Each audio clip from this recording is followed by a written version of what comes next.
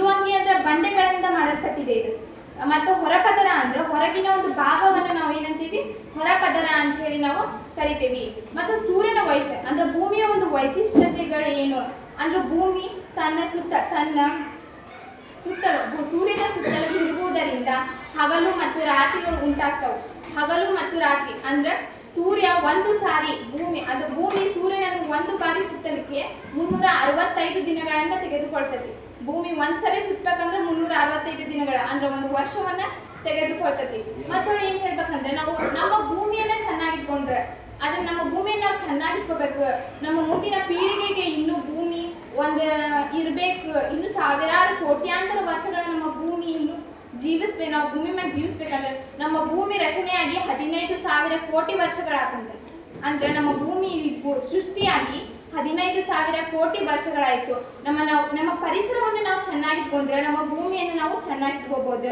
ನಾವು ಈ ಪರಿಸರವನ್ನ ಹಾಳು ಮಾಡಿದ್ರೆ ನಮ್ಮ ಭೂಮಿ ನಾಶವಾಗಿ ಹೋಗ್ತತಿ.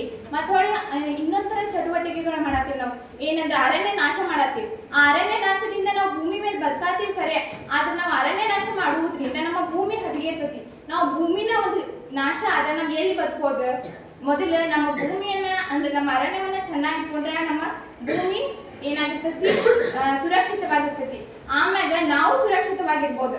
ಅರಣ್ಯದಿಂದ ಭೂಮಿ ಚೆನ್ನಾಗಿರ್ತತಿ, ಭೂಮಿ ಸುರಕ್ಷಿತವಾಗಿದ್ರೆ ನಾವು ಸುರಕ್ಷಿತವಾಗಿರ್ತೇವಿ. ಇದೆಲ್ಲ ನಾನು ಹೇಳಿದ ಏನು ಉದ್ದೇಶ ಅಂದ್ರೆ ನಾವ್ ಏನ್ ಮಾಡತ್ತೀವಿ, ಪರಿಸರವನ್ನ ಹಾಳು ಮಾಡತ್ತೀವಿ. ಪರಿಸರವನ್ನ ಹಾಳು ಮಾಡೋದ್ಬಿಟ್ಟು ನಾವ್ ಏನ್ ಮಾಡ್ಬೇಕು, ನಮ್ಮ ಪರಿಸರವನ್ನ ರಕ್ಷಣೆ ಮಾಡ್ಬೇಕು. ಇಂತಹ ರಕ್ಷಣೆ ಮಾಡುವಂತ ಕೆಲಸಗಳನ್ನ ನಾವು ಮಾಡಿದ್ರೆ ಏನಾಗ್ತೈತಿ, ನಮ್ಮ ಒಂದು ಭೂಮಿಯನ್ನ ನಾವು ರಕ್ಷಣೆ ಮಾಡ್ದಂಗ ಆಕೈತಿ. ಇದನ್ನೆಲ್ಲ ನಾ ಯಾಕೆ ಹೇಳ್ತಾನೆ ಅಂದ್ರೆ ನಮ್ಮ ಭೂಮಿ ಅಂದ್ರೆ ನಮ್ಮ ಮಾತೃಭೂಮಿ. ನಮ್ಮನ್ನೆಲ್ಲ ಹೊತ್ತಿರುವಂತ ತಾಯಿಯಾರೆ ನಮ್ಮ ಭೂಮಿ ತಾಯಿ. ಆ ಭೂಮಿ ತಾಯಿ ಇಷ್ಟು ನಮ್ಮೆಲ್ಲರನ್ನು ನಮ್ಮೆಲ್ಲರ ಭಾರವನ್ನು ಭೂಮಿ ತಾಯಿ ತಡ್ಕೊಂಡಾಳ. ಆಕಿಗೆ ನಾವು ಕೃತಜ್ಞತೆಗಳನ್ನ ಸಲ್ಲಿಸ್ಬೇಕು. ನಾವೊಂದು ಏನ್ ಹೇಳ್ತಾನೆ ಅಂದ್ರೆ ಭೂಮಿ ತಾಯಿ ಅದಾಳಿದು. ನಮ್ಮ ಭೂಮಿ ತಾಯಿ ನಮ್ಗೆಲ್ಲರನ್ನ ಎಷ್ಟು ಕಷ್ಟಪಟ್ಟು ನಮ್ಮ ತಾಯಿ ಹೆಂಗ ಹೊತ್ತು ಸಾಕಿರ್ತಾಳ, ಆ ರೀತಿ ನಮ್ಮ ಭೂಮಿ ತಾಯಿ ಎಲ್ಲರನ್ನು ಹೊತ್ತು ಸಾಕ್ತಾ ಇದ್ದಾಳ. ಸಾಕ್ತಾ ಇಲ್ಲ, ಭೂಮಿ ಎಲ್ಲರನ್ನು ಹೊತ್ತಿದ್ದಾಳ.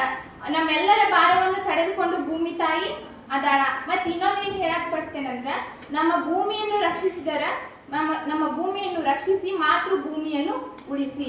ಮಾತೃಭೂಮಿ ಅಂದ್ರೆ ಅಂದ್ರೆ ನಮ್ಮ ತಾಯಿ. ಮಾತೃ ಅಂದ್ರೆ ತಾಯಿ. ಆ ತಾಯಿಯ ಒಂದು ನೆಲೆಸಿರುವಂತಹ ಭೂಮಿಯನ್ನು ನಾವು ಉಳಿಸ್ಬೇಕು ಅಂತ ಹೇಳ್ತಾ ನನ್ನ ಭಾಷಣವನ್ನು ಮುಗಿಸ್ತೀನಿ.